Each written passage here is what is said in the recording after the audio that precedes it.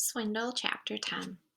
On October 10th at exactly 5:30 p.m., S. Wendell Palomino left his store and drove off in his Honda Element. He never noticed two furtive eyes peering out of a narrow alleyway at the end of the block. A moment later, Griffin teetered onto the sidewalk, struggling with a heavily laden hand. Balanced on the cargo ledge was a large crate that might have held a 33-inch TV. It did not hold a 33-inch TV. There was a grunt of pain as the hand truck bounced over a spot of broken pavement, and a voice from inside the box hissed, "Watch it." Griffin said nothing. In the Trojan War, talking to the warriors hidden inside of the wooden horse was a definite no-no. Twisting his neck to see over his shoulder, he backed down the street and he peeked in the open gate in front of Palomino's Emporium. Perfect. No customers. Tom Dufferin was alone, tidying up the sales counter. Griffin frowned. The assistant manager had a clear view of the door. Come on, he thought. Move. A minute passed, then two. Sweat formed on Griffin's brow. How long could he stand here before someone noticed a 1,000-pound crate in the care of an 11-year-old delivery man? At last, Dufferin picked up an armload of comics and headed to a display case at the back of the shop. Now. Griffin nearly dislocated both shoulders, tipping the load so he could roll it again. Ears roaring, he hauled the shipment in through the gate and set it down at the entrance. Uh-oh. The hand truck was stuck under the weight of the container. He couldn't budge it. What's going on? Came an urgent whisper from inside the box. What's all that shaking? Shh, Griffin hissed. Inside the store, Dufferin had finished shelving the comics. In another few seconds, he'd be back. Griffin marshaled his strength and gave a mammoth yank.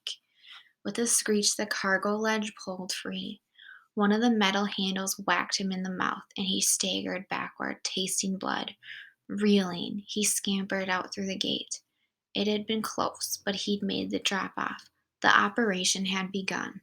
Tom Dufferin frowned at the bulky crate that had suddenly appeared at the door. He hadn't heard the delivery truck. It must have come in the last few minutes, when he'd been in the back. He examined the brown paper that covered the wooden frame. It bore the address of the shop and the message. Attention, S. Wendell Palomino. Personal and confidential. To be opened by addressee only. With a shrug, Tom dragged the heavy container inside. He wondered what was so special that Palomino himself had to open it. Printed matter, probably judging by the weight. Somebody's lifelong collection of comic books or magazines. He set the store's alarm, stepped out, and locked the door behind him. Whatever it was, the boss would deal with it when he arrived the next morning. On the other side of the glass, the paper moved ever so slightly, the rustle of the nervous breath through air holes.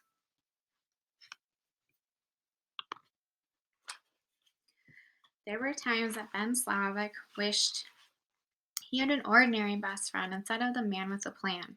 An ordinary best friend never would have convinced him to shut himself in a TV crate to get inside Palomino's Emporium. That was definite. As Trojan horses went, the crate was a cramped affair. Ben was the smallest kid in the sixth grade. Still, he had to lie on his side with his knees pulled into his chest to fit into the small space. No pain, no gain, he reminded himself. This is for $1,000,000. For some reason, the money didn't seem quite real to him. Helping the Bings, saving them from having to sell their house, that was real. He'd do anything not to lose Griffin. But $1,000,000 for a baseball card? Science fiction. Yet the weight of all that cash closed in on him as relentlessly as the frame of the crate.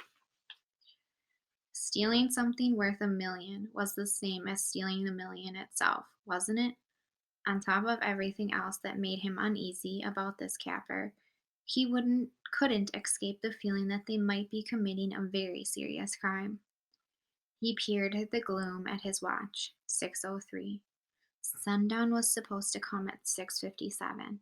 After that, the plan added 30 minutes more to let it get dark. By that time, would be impossible to read the dial. Count, Griffin had instructed. Easy for him to say. 87 minutes equaled 5,220 seconds.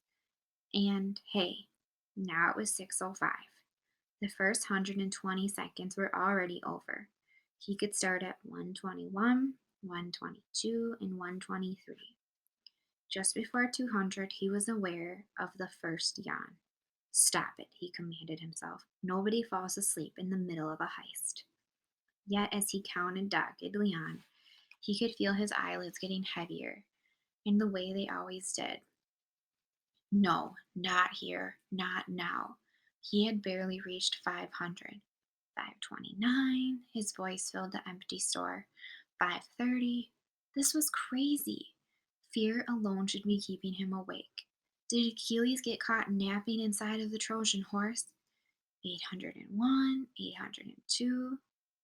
He actually counted 803, but he was no longer awake to hear it.